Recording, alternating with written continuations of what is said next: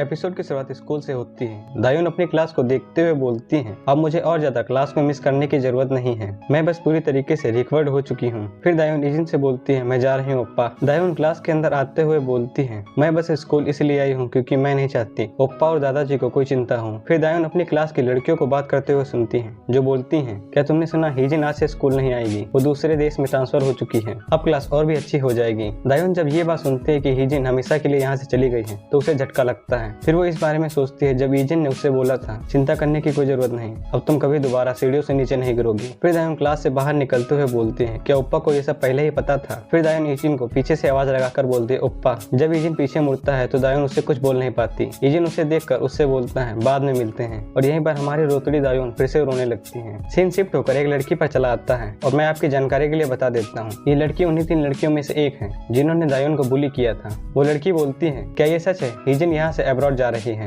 एक लड़की बोलती है, मैंने भी ये सुना, ये सच में थोड़ा शॉकिंग है। रोनी के साथ वही लड़की बैठी होती है जो हीजिन की दोस्त है। मैं सोच रही हूँ ये सब इतना अचानक से क्यों हुआ, उसने हमें कुछ बताया भी नहीं। एक लड़की बोलती है, क्या आज किसी ने उसे देखा। एक लड़की बोलती है, वो आज स्कूल भी नहीं आई। और मैंने ये भी सुना कीसू सुनबे भी यहाँ से जा रहे हैं। सुनबे का मतलब सेनपाई यानी सीनियर। एक लड़की बोलती है, कीसू भी यहाँ से जा रहा है। फिर एक लड़की हीजिन की दोस्त से उसका नाम लेकर उससे पूछती है और यहीं पर हमें इस लड़की का नाम पता चलता है। वो लड़की बोलती है, ईयंग तुम कुछ क्यों नहीं बोल रही हो। हीजिन की दोस्त हैरान हो जाती है। फिर वो लड़की दोबारा बोलती है, मैं ये पूछ रही हूँ कि हीजिन यहाँ से सच में जा रही है, तुम उसकी सेम क्लास में हो। हीजिन की दोस्त बोलती है, हाँ मुझे लगता है, टीचर्स भी यही कह रहे हैं। फिर वो लड़की उससे पूछती है, क्या तुमने उसके साथ कांटेक्ट किया। हीजिन की दोस्त बोलती है, वो मेरे फोन नहीं उठा रही है और ना ही मेरे मैसेज का रिप्लाई कर रही है। उस लड़की के बगल में बैठी लड़की बोलती है, तो फिर ये सच है। वो लड़की बोलती है, ये सब कुछ इतनी अचानक से क्यों हो गया। हीजिन की दोस्त बैठे सोच रही होती है, ये सब तब शुरू हुआ जब मैं हीजिन से दोबारा कांटेक्ट नहीं कर सकी। फिर वो लड़की आगे बोलती है, चैट के अंदर हीजिन ने बोला था उसकी माँ ईजिन का अच्छा ख्याल रखेंगी। फिर वो लड़की बोलती है, यही है जो ईजिन ने कहा था, लेकिन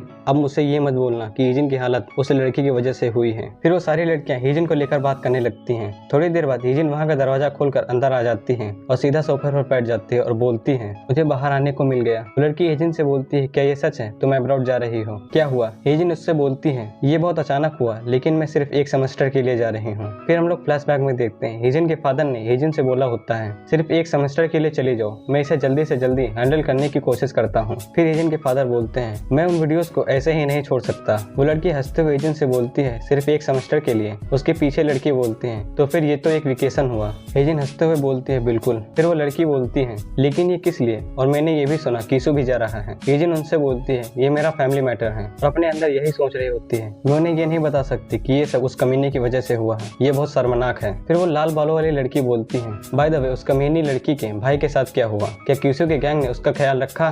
मैं वहाँ के किसी भी बंदे से कांटेक्ट नहीं कर पा रही हूँ। हीजिन सोच रही होती है, मेरा ओप्पा भी एक कमीनी की तरह हो जाएगा अगर मैंने उन्हें बता दिया कि उसकी गैंग को भी पेल दिया गया है। हीजिन उनसे बोलती है, मुझे लगता है उन्होंने उसका ख्याल रख लिया होगा, ये बहुत शर्मनाक है, मैं शर्त लगा सकती हूँ, अब वो दायून जो चाहे वो कर सकती है, ये मुझे बहुत परेशान कर रहा है। फिर हीजिन बोलती है, चलो फिर उस कमीनी दायून को फिर से एक और बार सबक सिखाते हैं। वो लड़की बोलती है दोबारा। हीजिन की दोस्त हैरान होकर उसका नाम लेती है। हीजिन बोलती है, तुम ये इमेजिन कर सकती हो उसकी जिंदगी कैसे बेकार हो जाएगी जब मैं यहाँ से चली जाऊंगी। इस बारे में सोचना ही मुझे बहुत खुश कर देता है, मैं बहुत जल्द ही कोरिया छोड़ने जा रही हूँ, तो चलो सच में इस बार उस कमीनी को छोड़ देते हैं। फिर हीजिन बहुत क्रीपी स्माइल देते हुए बोलती है, लेकिन उस कमीनी का ग्रैंडपा एक पेट्रोलमैन है, मैं अपनी मॉम से इस बार में पूछूंगी कि उसके ग्रैंडपा को जॉब से निकाल दिया जाए। तभी उन्हें बाहर से आवाज आती है और वो बोलता है, देखने से ऐसा लगता है मैंने सही डिसीजन लिया यहाँ पर आकर। हीजिन जब उस तरफ देखती है तो उसके फटके हाथ में आ जाती है, क्योंकि उसके सामने ईजिन खड़ा होता है और उसने बाकायदा अपना फेस ढक रखा होता है। हीजिन उसे देखकर अपनी सीट से उठ जाती है और उसका घरवा का नाम लेती है, यू ईजिन। ईजिन उनसे बोलता है, यू ईजिन वो कौन है। ईजिन उससे बोलते है, तुम्हारा क्या मतलब, तुम पक्का वही हो। उन दोनों लड़की में से एक लड़की बोलती है, क्या ये उस लड़की का ओप्पा नहीं है। उसके बगल में बैठी लड़की बोलती है, लेकिन वो यहाँ पर क्यों है। ईजिन उन सबसे बोलता है, सुनने से ऐसा लगता है जैसे तुम लोग बहुत जरूरी कन्वर्सेशन कर रहे थे, और देखने से ऐसा लगता है हर कोई यहाँ है जो उस वीडियो में था।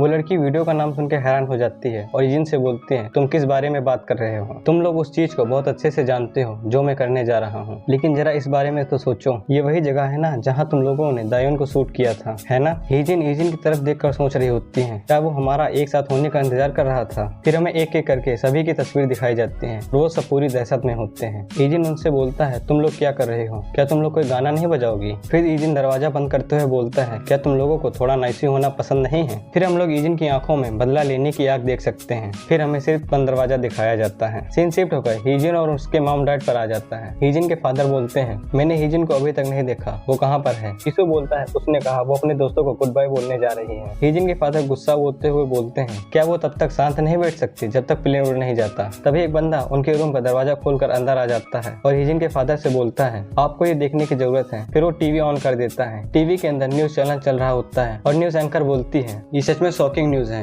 उन्होंने खुद इस वीडियो को रिकॉर्ड किया जब वो लोग ये जुर्म कर रहे थे। न्यूज एंकर कीसू और ईजिन के बारे में बात कर रही होती है क्योंकि ईजिन ने उनकी वीडियो को नेट पर डाल दिया होता है। न्यूज एंकर आगे बोलती है ये बिल्कुल सही है, ये सब डोजन्स की वीडियो हैं और ऐसी और भी वीडियोस थी जिन्हें सेव नहीं किया गया। जनता और सारी गवर्नमेंट सिर्फ इसी चीज के लिए वोट कर रहे हैं कि इन अटैकर्स को सच में पनिशमेंट मिल सके और इस चीज को लेकर नया लॉ बनाया जाए। कीसू उसे देखकर हैरान परेशान होता है। एंकर दोबारा बोलती है और सबसे शॉकिंग न्यूज तो ये है ये सारे अटैकर्स कांग्रेसमैन इनबे के बच्चे हैं। कीसू के पेरेंट्स को बहुत बड़ा झटका लगता है ये सुनकर। फिर सीन शिफ्ट होकर ईजिन पर चला आता है। चीफ ईजिन से बोलते हैं मिस्टर नॉर्मल हाई स्कूलर तुमने ये सब क्यों किया? मुझे लगा मैंने सिर्फ यही सुना कि तुम कांग्रेसमैन इनबे के पास सिर्फ डील करने गए थे। ईजिन चीफ से बोलता है एक डील? मुझे इस चीज को बहुत शांति से करने की जरूरत थी अगर मुझे अपनी आइडेंटिटी को छुपाना है और उनके माता पिता पॉलिटिशियन हैं। और ईजिन साथ ही साथ उन वीडियोस को देख रहा होता है जिनमें दायून को बुली किया गया होता है। और ईजिन आगे बोलता है तो मुझे लगा इस चीज को खत्म करने का सबसे अच्छा तरीका शांति से करना है। फिर ईजिन आखिरी में बोलता है ऐसा सिर्फ इसलिए क्योंकि मेरे पास 2 पर्सनालिटी हैं। चीफ ईजिन से बोलते हैं अब तुम बहाने बना रहे हो, क्या तुम्हें लगता है कांग्रेसमैन ये सब होने के बाद शांत बैठेगा? ईजिन चीफ से बोलता है उसके पास इस बारे में सोचने का समय ही नहीं होगा। फिर सीन शिफ्ट होकर हॉस्पिटल पर चला आता है। न्यूज एंकर एक और बॉम्ब फोड़ती है